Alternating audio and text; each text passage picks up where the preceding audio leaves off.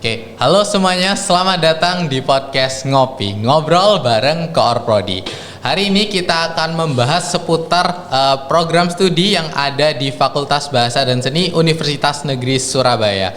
Sebelumnya, kenalin aku Fikri, mahasiswa dari FBS tentunya.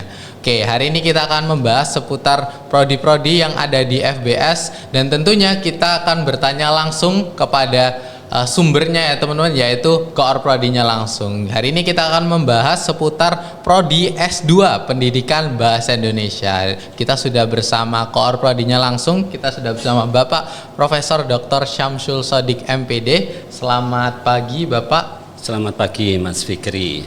Ya, bagaimana kabarnya hari ini Bapak? Alhamdulillah baik, sehat.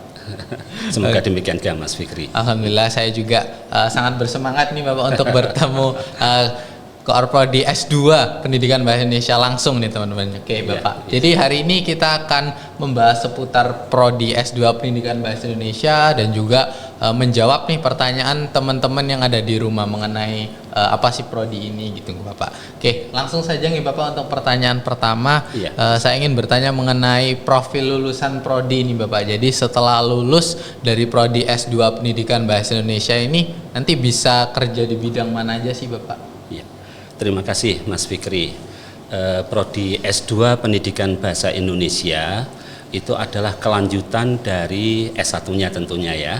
Karena merupakan kelanjutan, kalau S1 Pendidikan Bahasa Indonesia itu kan secara umum disiapkan menjadi guru.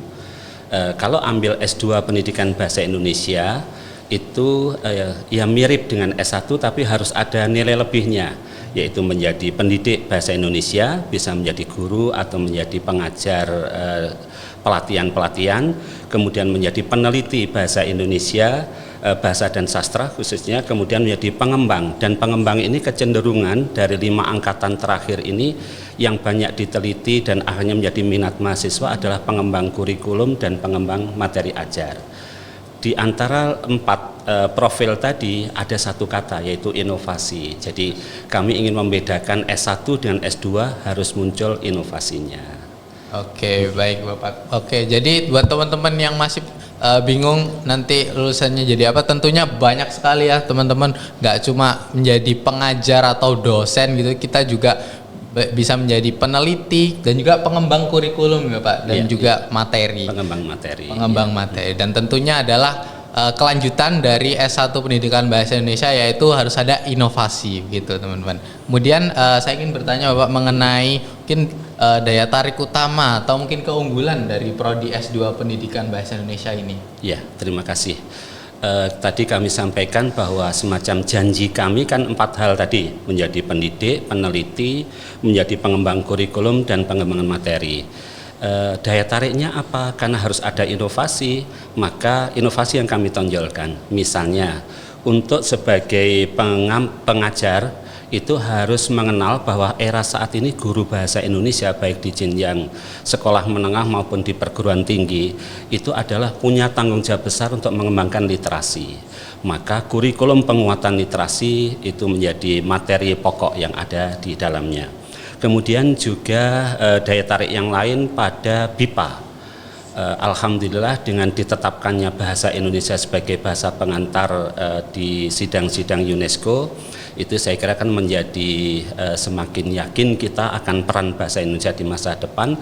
Dan ini syukur peminat mahasiswa S2 untuk mendalami dalam tesis dan karya-karya tugas akhirnya kepada BIPA itu luar biasa.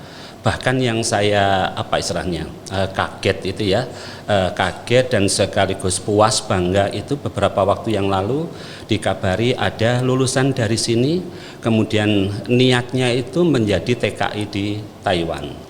Sampai di sana ngabari bahwa Pak, ijazah yang kami berikan bisa kami pakai untuk menjadi pengajar BIPA.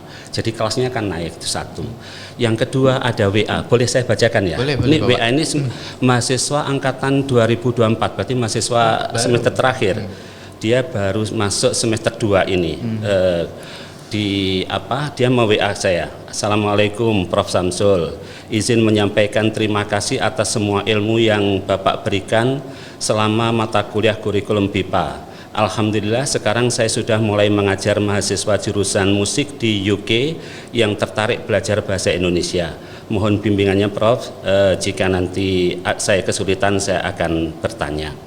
Ini ceritanya mata kuliah kurikulum pengembangan BIPA itu memberikan tugas kepada mahasiswa, silakan Anda tawarkan diri Anda untuk menjadi pengajar BIPA di aplikasi, dan akhirnya ada beberapa mahasiswa yang benar di hire ya, ada yang mendaftar sebagai calon siswa, dan ini paling tidak yang WA ke saya itu 2, ada Mbak Iva dan ada Mas Fabian, ini yang keduanya masih semester 2 di sini.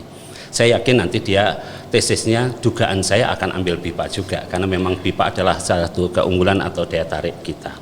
Saya kira itu Mas. Oke, Masya Allah teman-teman. Jadi untuk daya tariknya tadi atau keunggulan, jadi meskipun belum lulus saja sudah dapat bisa di-hire seperti itu teman-teman, karena keunggulan kita salah satunya yaitu di BIPA tadi, bahasa Indonesia untuk penutur bahasa asing. Indonesia untuk penutur asing. Mas, itu yang agak khusus ya, itu tadi yang agak khusus. Secara umum daya tarik itu bisa ditambahkan, hampir setiap mahasiswa itu mesti menghasilkan karya semacam ini. Di akhir semester ada buku ajar pelajaran inovatif BIPA.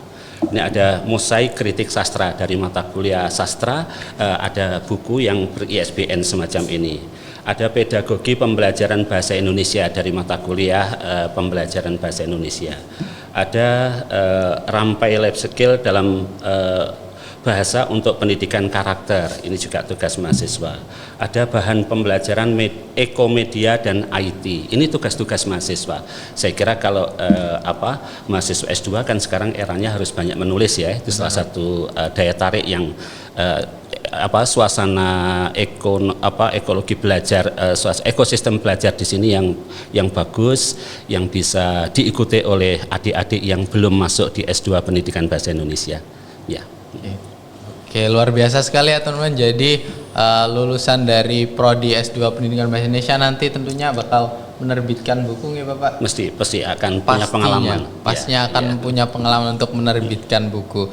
Oke, kemudian mungkin teman-teman penasaran buat profil dosen Bapak di Prodi ini?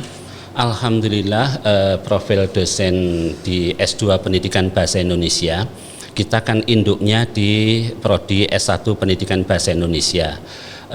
Dari 11 dosen yang berada di yang mengajar itu berapa? Ada Prof. Haris, Prof. Yu, Prof.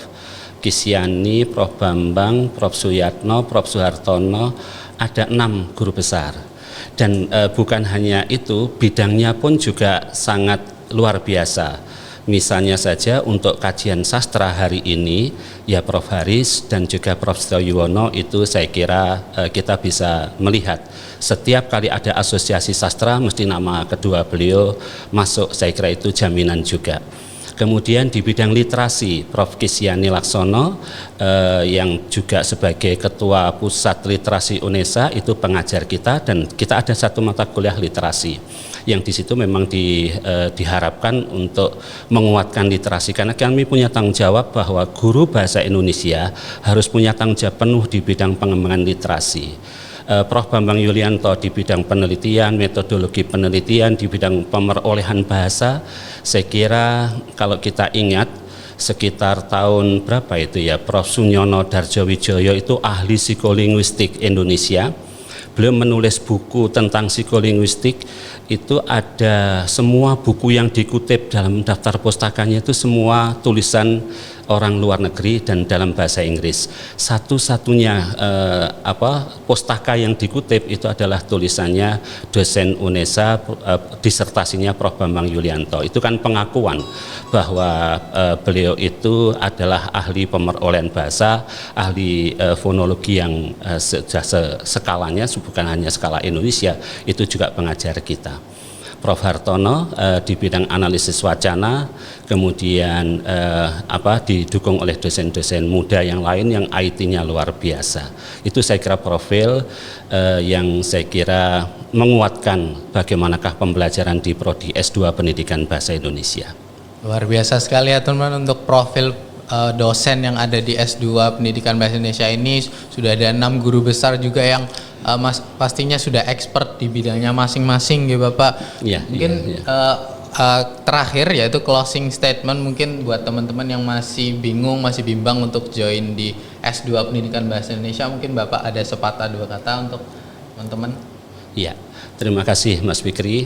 Saya kira yang pertama saya ingin menyampaikan bahwa S2 Pendidikan Bahasa Indonesia itu menyadari era sekarang kualitas harus bagus, tetapi kecepatan berkuliah itu juga harus dihitung.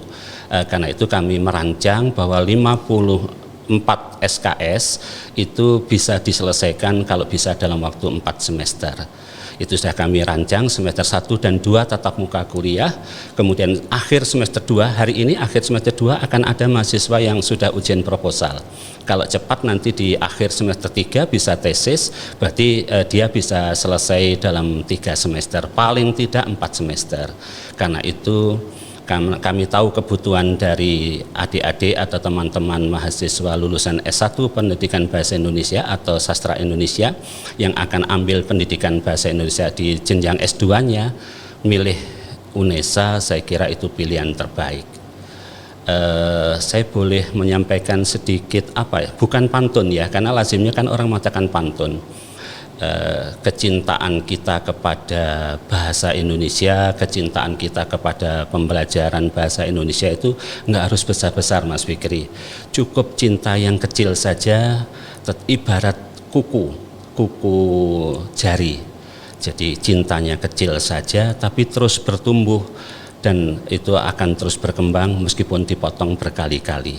Jadi berkait dengan itu kecintaan kita pada bahasa Indonesia, kemarin selesai di S1 Bahasa Indonesia, S1 Sastra Indonesia, kami undang untuk ke S2 Pendidikan Bahasa Indonesia supaya cinta Anda pada pengajaran bahasa dan sastra Indonesia terus bertumbuh.